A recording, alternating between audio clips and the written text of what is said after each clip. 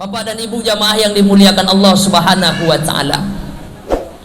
Kenapa Thauban begitu bersangatan cintanya dengan masjid, Pak Ustadz? Karena di hadis yang lain Nabi pernah menyebutkan, apa kata Nabi? Ala adullukum, maukah kalian aku tunjukkan, kata Nabi, ala ma yamhullahu bihil khotoya.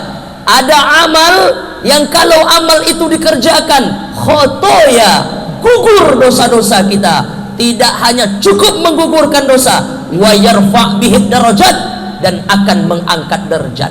Maukah kalian, kata Nabi, aku beritahu satu perkara, satu urusan, kalau kalian kerjakan amal ini, gugur dosa-dosa kalian, kata Rasulullah, wa yarfa' bihi darajat, dan akan diangkat derajat kemuliaan hidup kita. Bala ya Rasulullah, mau ya Rasulullah. Apa amalnya itu ya Rasulullah, kata sahabat. 3 disebut oleh Nabi. Apa amalnya? Yang pertama, isbahul wudu alal makarih. Orang yang menyempurnakan wudunya alal makarih. Makarih artinya sulit. Orang yang tetap menyempurnakan wudunya sekalipun di masa sulit. Apa makna kesulitan di situ, Pak Ustadz? Kata ulama hadis, air sejuk. Kalau kita berwudu di saat cuaca panas, enak. Mau kita berlama-lama menimbakan air ke wajah, mencuci tangan, menyapu kepala, biar segar, biar sejuk. Ini orang di waktu sholat tahajud, orang di waktu sholat subuh, ketika musim hujan, air sejuk. Di saat sejuk sekalipun air, dia tetap menyempurnakan wudunya.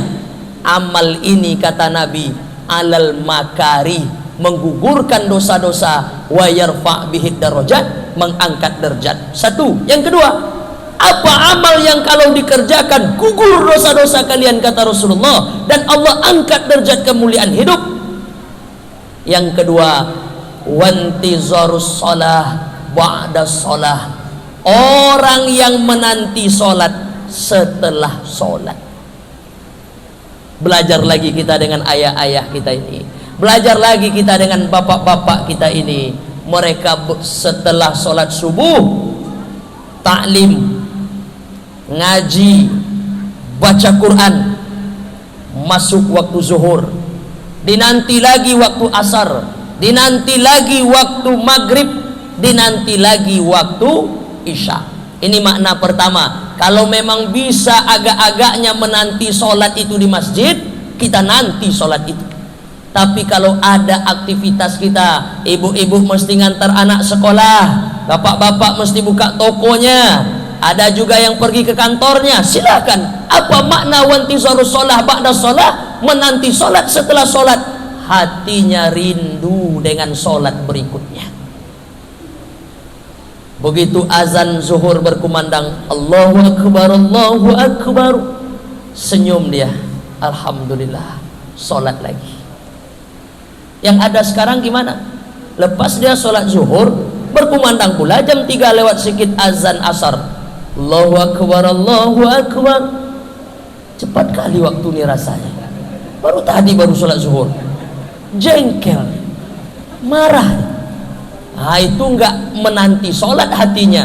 Orang yang menanti sholat itu, begitu berkumandang azan, bergegas dia. Begitu berkumandang azan, senang dia, ridho. Ridho artinya senang, enggak mendongkol, enggak ngedumel, kata orang. Nah, kalau adalah bapak ibu yang punya hati seperti ini, itu menggugurkan dosa-dosa. Yang pertama, isbaul wudu alal makarih.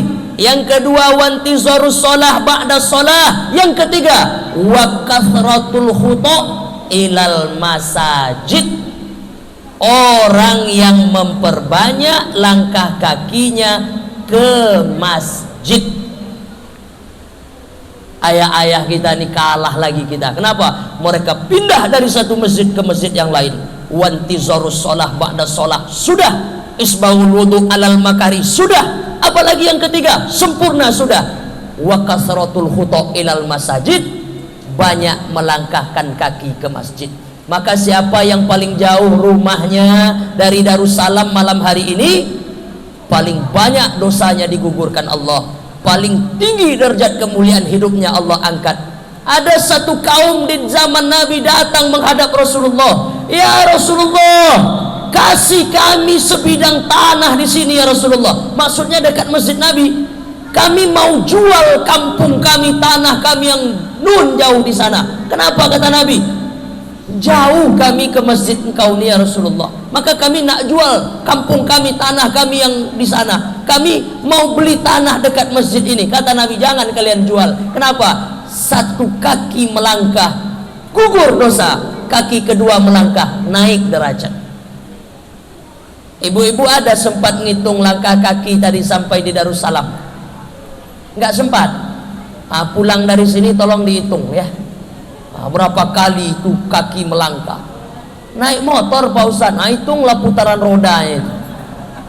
Begitu diampunkan Allah dosa kita, roda belakang dinaikkan Allah derajat kemuliaan kita. Begitulah agak-agaknya. Nah Bapak Ibu yang dimuliakan Allah Subhanahu wa taala. Dan di hadis yang lain Nabi sebut, membana masjidan, siapa yang membangun masjid karena Allah. Kita ngomong masalah membangun, yang pertama tadi makna memperbanyak langkah ke masjid. Oleh sebagian ulama hadis, makna hadis itu apa? Maksudnya dia orang yang ikut memperhatikan masjid. Sama juga dengan hadis ini, membana masjidan, siapa orang yang membangun masjid. Maksudnya membangun itu apakah dia sendiri, apakah dia yang membiayai tunggal, memang itu masjid atas namanya sendiri, apakah itu yang dimaksud? Tidak, maksudnya adalah ikut meramaikan, juga dikatakan membina masjid. Kita buat acara di Darussalam nih, kita ramaikan pengajian, maka ibu-ibu sudah disebut membangun masjid. Kalau kami bangun masjid, apa yang dapat Pak Ustaz? Besok dibangunkan Allah tempatnya di surga. Amin ya rabbal alamin.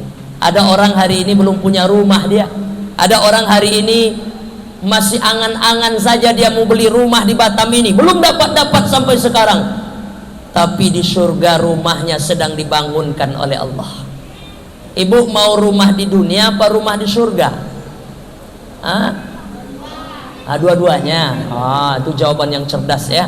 Nah kita doakan siapapun yang belum punya rumah di Batam, mudah-mudahan punya rumah yang berkah. Amin ya rabbal alamin. Dan yang paling hebat adalah kalau rumah di dunia kita bangun cantik-cantik, hebat-hebat, ibu-ibu sibuk mikirkan rumah, sudah tingkat 1 pengen tingkat 2, sudah tingkat 2 pengen tingkat 3, sudah punya mobil pengen lagi tambah macam-macam. Keinginan dunia ini tak akan pernah habisnya. Apa kata Nabi? Andailah mereka itu diberikan satu lembah, isi lembah itu emas dan perak, maka mereka akan meminta lembah yang kedua. Dikasih lembah yang kedua, isinya emas dan perak, mereka akan meminta lembah yang ketiga. Begitu terus sampai kapan? Sampai mulutnya disumpal dengan tanah, kata Nabi. Kapan itu? Kalau sudah datang malaikat maut. Ibu sekarang punya rumah cantik-cantik. Lalu kalau datang malaikat maut seminggu lagi, bisa ibu bawa rumah itu? Akhirnya yang mengisi rumah 2 bulan setelah itu siapa? Bini baru bapak itu. Ada ibu-ibu nih, dapat duit beli cincin, sampai 4 cincin di jari. Saya pengalaman betul Pak, demi Allah. Bukan ceramah-ceramah aja rupanya ini kita dengar selama ini. Saat ibu tuh sakaratul maut, ustadz diminta mentalkinkan, membacakan la ilaha illallah di telinga istrinya, yang bapak tuh sibuk pula membuka cincin tuh satu-satu. Barulah saya tahu rupanya itu untuk modal kawin lagi.